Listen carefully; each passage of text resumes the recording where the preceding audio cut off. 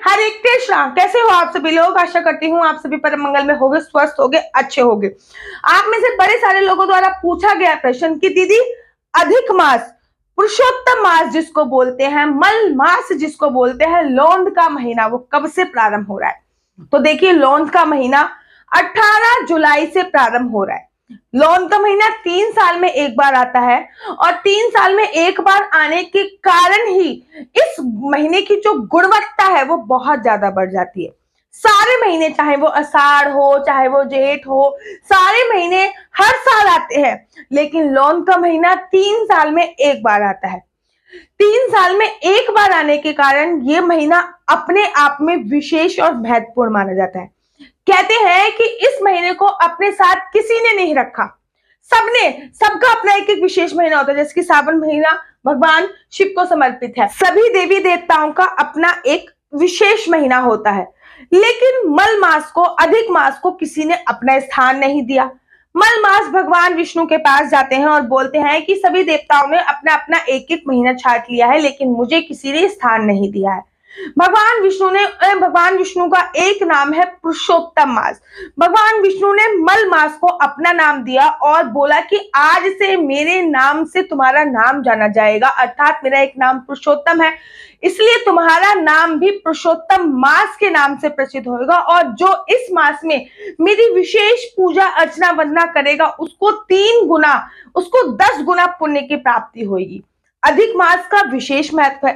शास्त्रों में ऐसा वर्णन आया है कि अधिक मास में आप जो भी कार्य करो उसका 10 गुना फल आपको प्राप्त होता है। अधिक मास में श्रीधाम वृंदावन में इतनी भीड़ होती है, इतनी परिक्रमा होती है कि मैं आपको शब्दों में बयान नहीं कर सकती हूँ। मेरा ये परम सौभाग्य रहा है कि मैंने 2 बार श्रीधाम वृंदावन में रह के अधिक मास बिताया है, अर्थात श्रीधाम वृंदावन की दंडवत परिक्रमा मैंने दोनों अधिक मास में करी थी। एक दंडवत परिक्रमा अर्थात जो लेट के करते हैं वो मैंने तब करी थी जब मैं अनमैरिड थी। एक दंडवत परिक्रमा मैंने अपने हस्बैंड के साथ की थी। बाकी श्रीधाम वृंदावन की परिक्रमा के लिए अधिक मास से अच्छा कुछ भी नहीं है, क्योंकि आपकी एक परिक्रमा का फल आपको 10 गुना ज्यादा प्राप्त हो रहा है। अधिक मास पर भगवान विष्णु की विशेष पूजा अर्चना वंदना की जाती है, लेकिन इस बार जो अधिक मास है वो पड़ रहा है सावन के महीने में।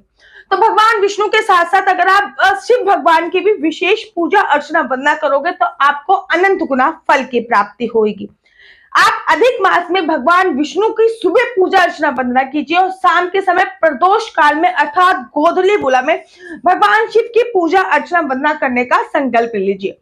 कहते हैं कि अगर हम हरि और हर दोनों को प्रसन्न कर लेते हैं तो हमारी जिंदगी में सारी की सारी परेशानियां समाप्त हो जाती हैं। अधिक मास आपको व्यर्थ नहीं गवाना है, आपको कोई ना कोई एक संकल्प अवश्य लेना है। चाहे तो आप शिव महापुराण पढ़ने का, भागवत पढ़ने का, डेली नित्य तुलसी की परिक्रमा करने का, तुलसी के पौधे दान करने का, घर के बाहर दीप प्रज्वलित करने का, पृथ्वी शयन का, ब्रह्मचर्य का, बाल ना कटाने का, एक समय भोजन करने का, मीठा भोजन करने का या फिर दान करने का, इनमें से कोई भी संकल्प आप ले सकते हो। बाकी आप अपने में से भी चुन सकते हो। कोई लोग अधिक मास का पूरा संपूर्णतः पूरे महीने का व्रत रखते हैं।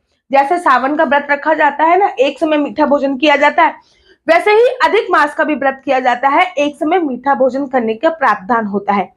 अधिक मास में आप लोगों को इस बात का ध्यान रखना है कि अपना ज्यादा से ज्यादा समय व्यक्ति को पूजा अर्चना वंदना करने में बिताना है। किसी की भी निंदा चुगली इत्यादि नहीं करनी है, क्योंकि अधिक मास में आप जो भी कार्य करते हो वो आपको 10 गुना होकर प्राप्त मिलता है और जीवन का एक ही लक्ष्य होता है मोक्ष की प्राप्ति। तो भगवान की जितनी ज्यादा पूजा अर्चना वंदना करी जाए उतना ज्यादा सर्वोत्तम होता है।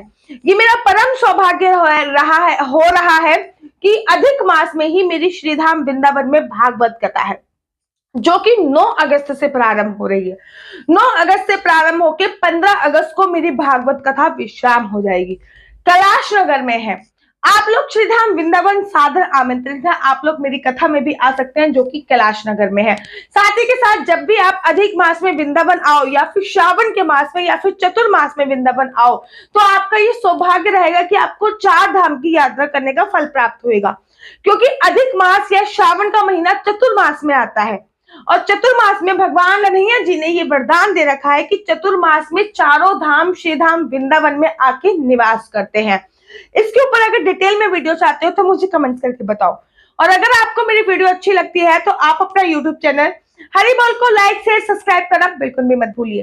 तब तक के लिए मुझे दीजिए इजाजत। राधे राधे, हरे कृष्णा, हरि बोल।